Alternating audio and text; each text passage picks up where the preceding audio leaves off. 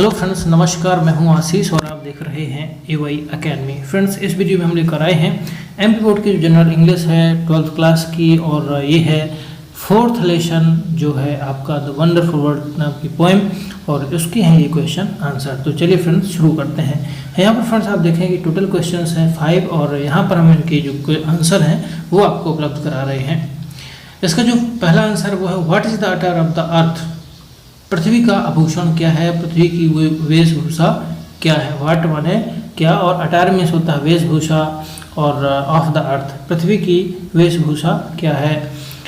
The wonderful water that surrounds the earth, अद्भुत पानी that surrounds the earth जो पृथ्वी को घेरे हुए है चारों तरफ से। The wonderful grass upon her breast, और उसके सीने में जो अद्भुत घास उगी हुई है। एंड द एयर, और हवा, all around the world is the attire of the world, is the attire of the अर्थ, और जो चारों तरफ से पूरी दुनिया को जो हवा घेरे हुए है वही पृथ्वी का वेशभूषा है, वही पृथ्वी का आभूषण है। तो यहाँ फ्रेंड्स ये देख सकते हैं कि ये इसका आंसर है। फर्स्ट में अद्भुत वाटर, अद्भुत पानी जो उसे चारों तरफ से घेरे हुए है, और दूसरे में आपको बताना है कि वंडरफुल ग्रास जो अद्भुत घास है वो, और एयर, तीन चीजें हैं जो उसको चारों तरफ से घेरे हुए हैं, और यही पृथ्वी की वेशभूषा है। आगे देखें, which actions of the wind is described in the poem. कविता में विच एक्शंस, कौन सी क्रिया ऑफ द विंड, हवा की कौन सी क्रिया या प्रतिक्रिया का वर्णन, डिस्क्राइब मन होता है वर्णन करना, इन द पोएम इस कविता में हवा की कौन सी गतिविधि का वर्णन किया गया है। एक्शन मीन्स होता है गतिविधि। और इसका आंसर देखें, the wonderful wind is shaking the tree. Wonderful जो हवा है, अद्भुत हवा, वो वृक्षों से मिलती है, पेड़ पत्तों से जाके मिलती है। शेकिंग मीन्स होता है मिलना।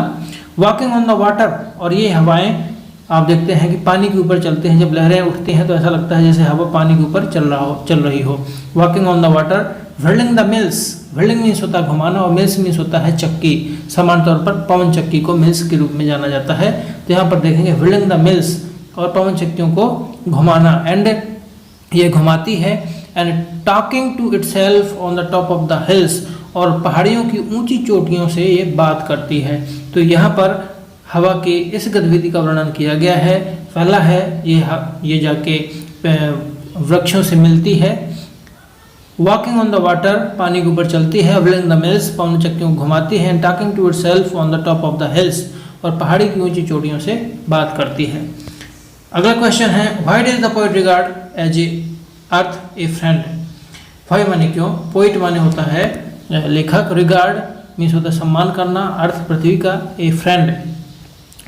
यहाँ पर कवि पृथ्वी को एक फ्रेंड की भांति क्यों सम्मानित करता है, इसका ये भावार्थ होगा। आगे देखें, the poet regards earth as a friend. कवि पृथ्वी का एक मित्र की भांति सम्मान करता है, बिकॉज क्योंकि it provides us food and water to survive, ये हमें जीवित रहने के लिए भोजन और पानी उपलब्ध कराती है। प्रोवाइड्स मीन्स होता है उपलब्ध कराना। अस माने हमें, फूड माने भोजन, और वाटर मीन्स पानी, टू सर्वाइव माने जीवित रहने के लिए। As well as permits us to make gardens and cities on it. इतना ही नहीं, हमें यहाँ पर बगीचे और शहर बनाने की इजाज़त भी देती है। परमिट्स मीन्स होता है इजाज़त देना।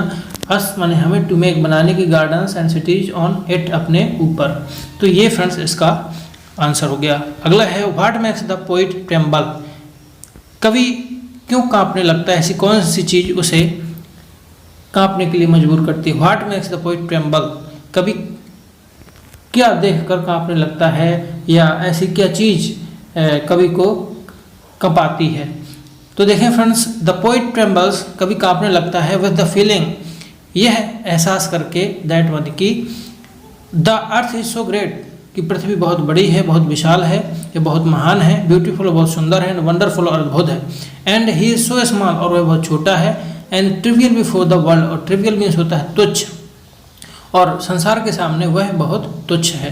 कभी अपने आप को बहुत ही छोटा पृथ्वी के आगे मानता है, और कहता है कि मैं संसार के आगे बहुत ही तुच्छ हूँ, एक पॉइंट के बराबर, एक डॉट के बराबर हूँ। यदि आपने इस पोएम को पढ़ा है तो ये आपको समझ में आ गया होगा।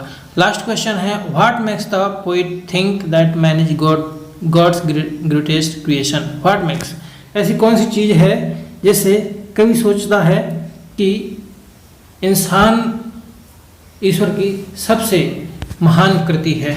ग्रेटेस्ट मीन्स होता है सबसे महान और क्रिएशन मीन्स होता है कृति।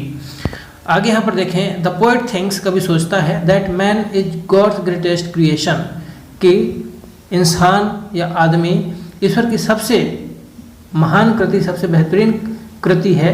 बिकॉज, क्योंकि it is the only one, क्योंकि केवल वही हु कैन लव है, जो प्यार कर सकता है, एंड थिंक, और सोच सकता है। ये फ्रेंड्स लास्ट में हमने क्वेश्चन जोड़ दिया है, who is the poet of this poem wonderful world. तो विलियम राइटी रेंस इसके पोइट हैं। तो ये फ्रेंड्स देखते हैं कि इस तरह से आपके ये आंसर हो जाते हैं, और टोटल 5 क्वेश्चन हैं, बहुत ही छोटे हैं, आप एक बार में इनको याद कर सकते हैं। तो फ्रेंड्स ये वीडियो आपको कैसा लगा हमें कमेंट करके जरूर बताइए, और यदि अभी तक आपने हमारे चैनल को सब्सक्राइब नहीं किया है तो सब्सक्राइब कर लीजिए, क्योंकि इस तरह की वीडियो हम लगातार लेकर आते रहते हैं। फ्रेंड्स इस वीडियो को देखने के लिए आपका बहुत बहुत धन्यवाद। आपका दिन शुभ हो।